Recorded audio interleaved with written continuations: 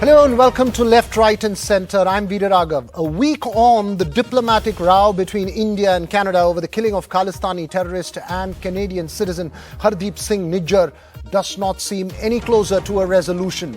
So what's next for India-Canada ties, and what's the fallout for India and Canada on the world stage? That's our point of focus this evening. We have a special panel from the United States, UK and New Delhi lined up this evening. But first, there is a continuing flow of information from Indian intelligence agencies in New Delhi. According to sources, they have found that Canada-based Hardeep Nijjar was linked to Pakistan-based terror outfit Lashkar-e-Taiba and wanted to target Hindu leaders in Punjab. The plan to target leaders of Hindu outfits and the BJP's ideological arm Rashtriya Swayamsevak Sangh (RSS) was unearthed during a crackdown by the Delhi police, in which 2 terror suspects were arrested earlier this year after a raid in the national capital. Meanwhile, remember, there's also a dossier on Canada-based Gurpatwat Singh Pannun, who was declared by India's Home Ministry as a terrorist in July 2022.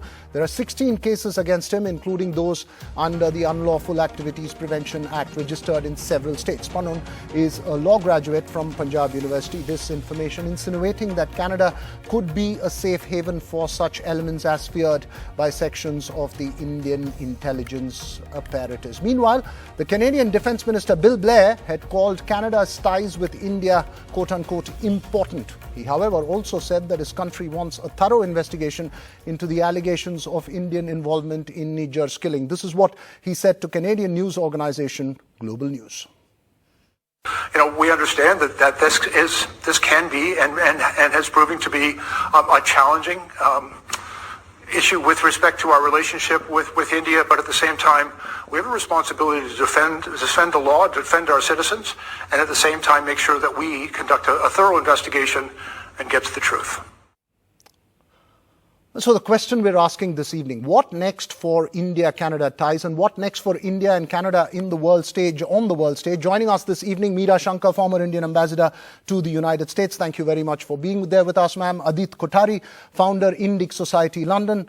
Michael Boshikiu, Global Affairs Analyst, Senior Fellow at the Atlantic Council.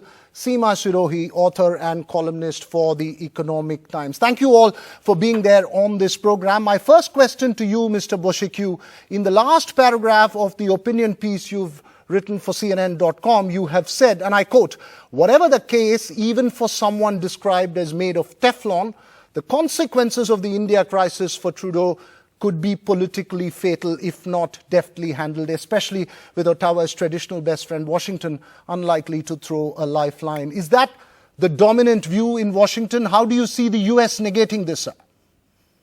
Sure. Thanks for having me. Well, first of all, I'm Canadian, so I'm speaking with a Canadian voice today and independently.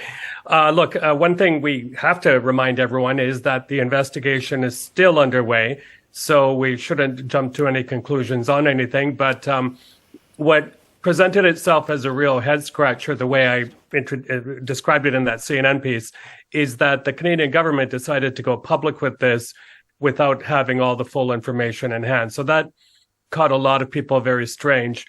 The other thing we should say is that in the worst-case scenario, and if indeed the Indian government did order this assassination, that's going to be a very, very serious thing. In fact, we just had an Atlantic Council panel here in New York saying that a lot of states, the bigger states, China, Russia, for example, are ordering extraterritorial actions on foreign soil. For Mr. Trudeau, he is a prime minister who has so far survived many ethics scandals. He's the first Canadian prime minister to be censured for that. And I've been writing about him for quite some time, and it's generally a pattern of fumbling. In this particular case, as you know, India was part of the government's new Indo-Pacific strategy, which was announced not too long ago. And Canada was really putting a lot of bet on improving ties with India.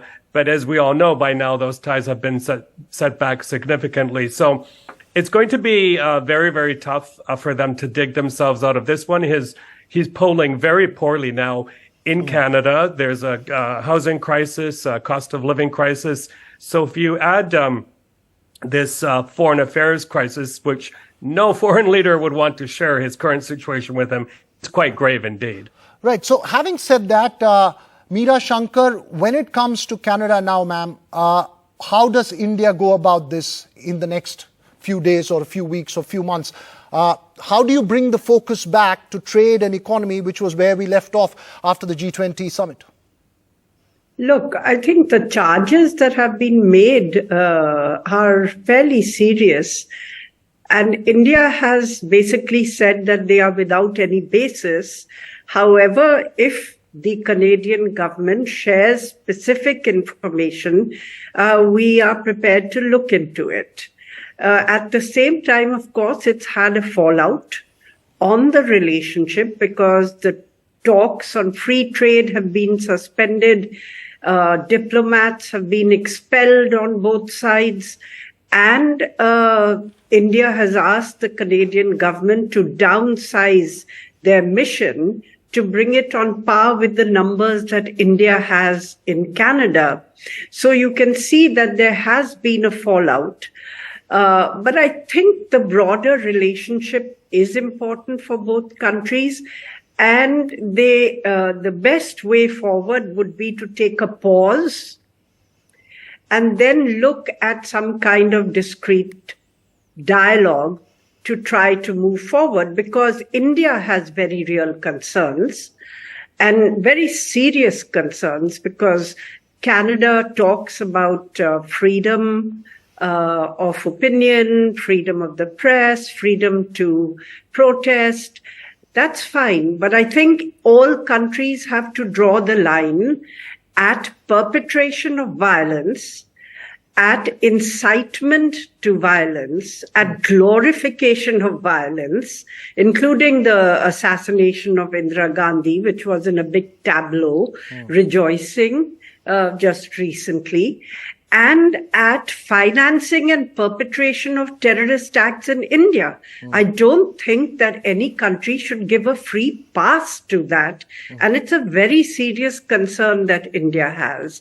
From here, as we look at it, it appears that there are strong domestic compulsions in Canada, domestic political compulsions in Canada, which are overriding foreign policy imperatives. And that's a bit short-sighted, I would say. That's dangerous as well. Adit Kothari, how do you see this playing out from a neutral point of view, or from countries like the UK or the US?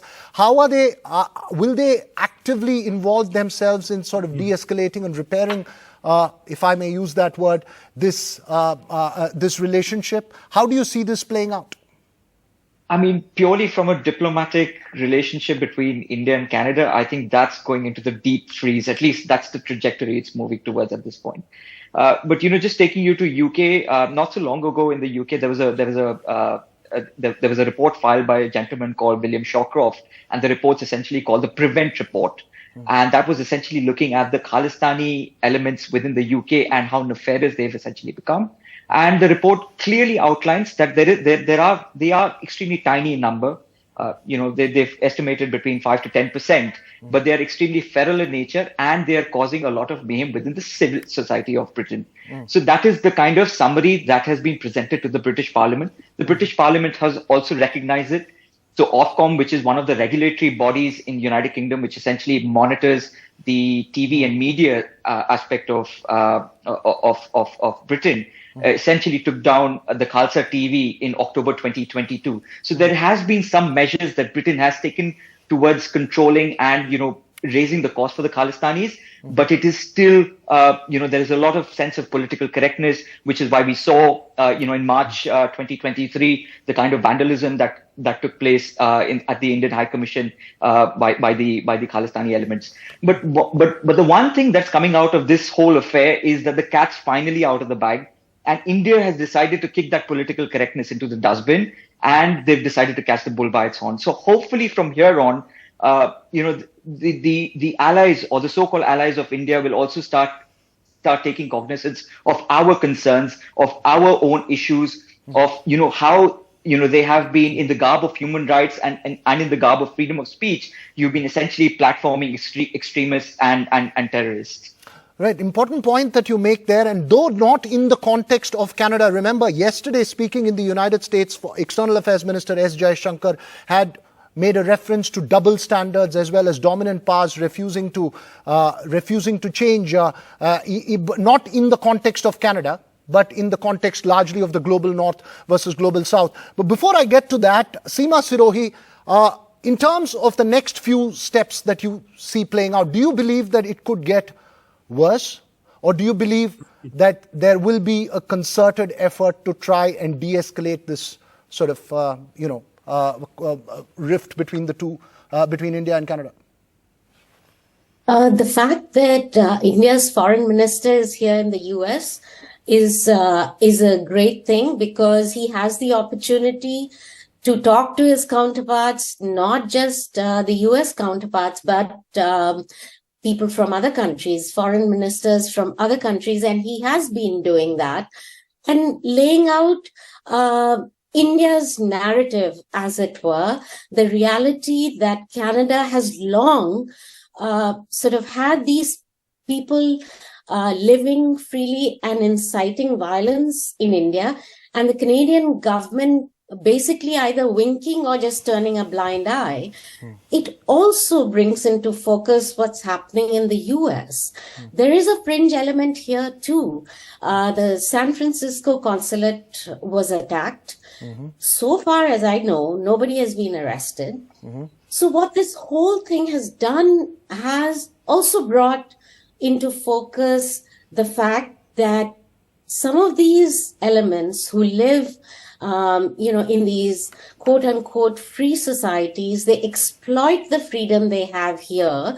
None of these people would actually go and live if a certain Khalistan, situation was created. None of them would leave their comfortable homes in the West. All they do is make trouble. But the fact is, Western governments have to take India's concerns more seriously. So far, they haven't. Hopefully, this incident would propel them to do so. One other point I want to make is the US relationship with Canada is actually is one of the closest allies of the US. So US is in between a rock and a hard place.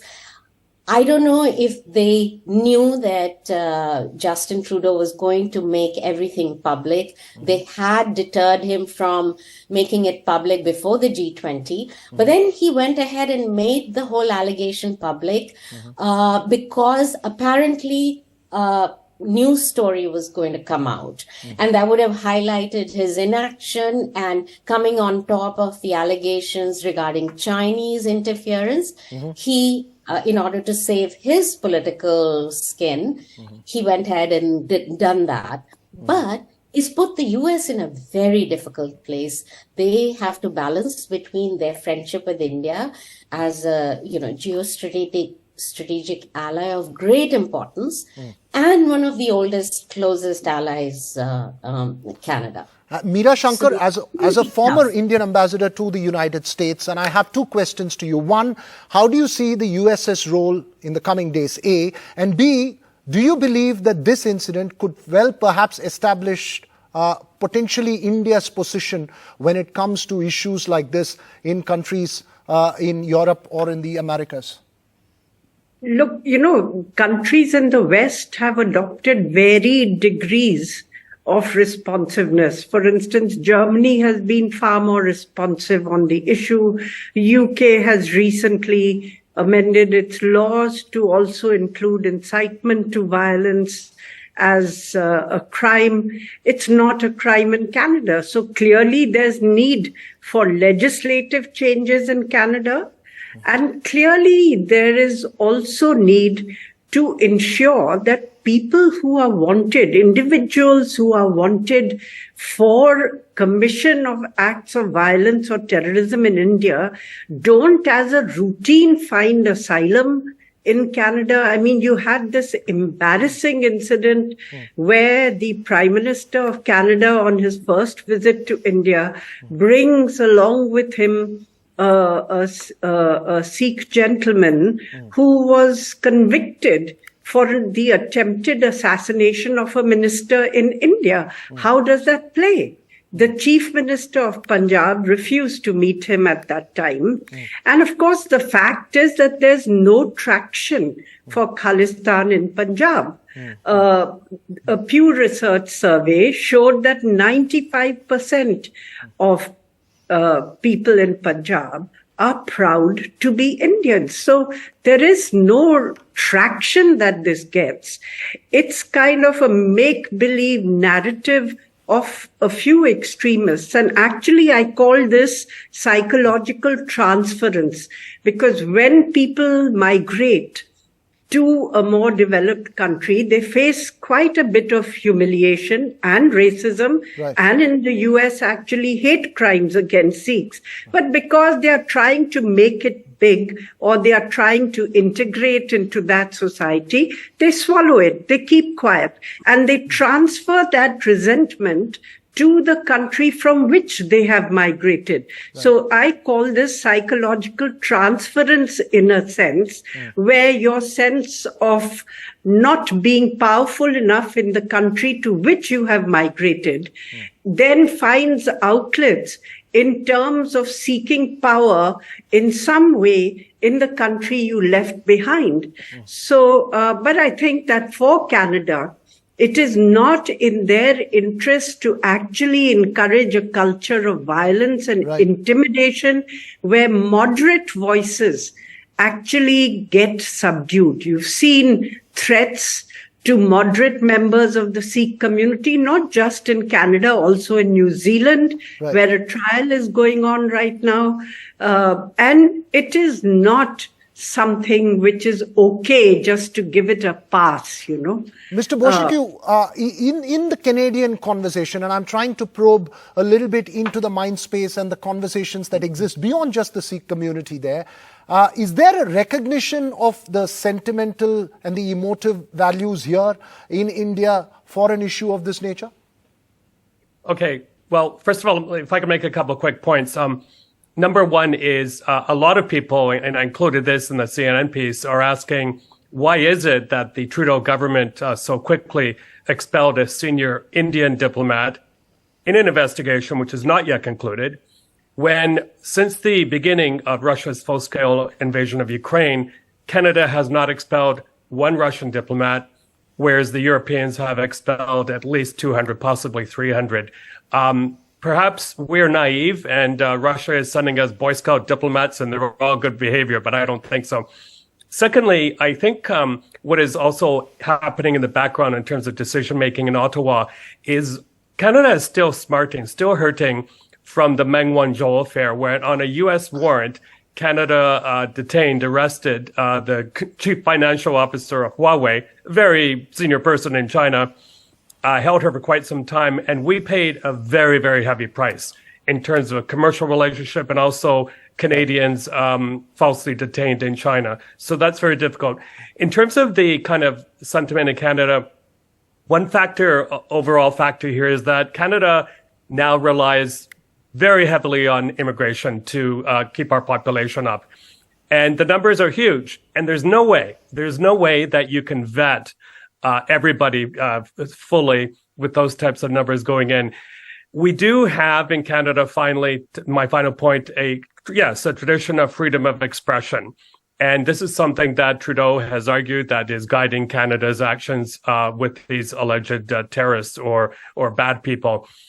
But I do like to believe as a Canadian, when there is hate crimes committed, hate speech, defamation of monuments and temples and that sort of thing, that Canadian police forces, the authorities will act quickly. That's something that is very, very important for us here in Canada.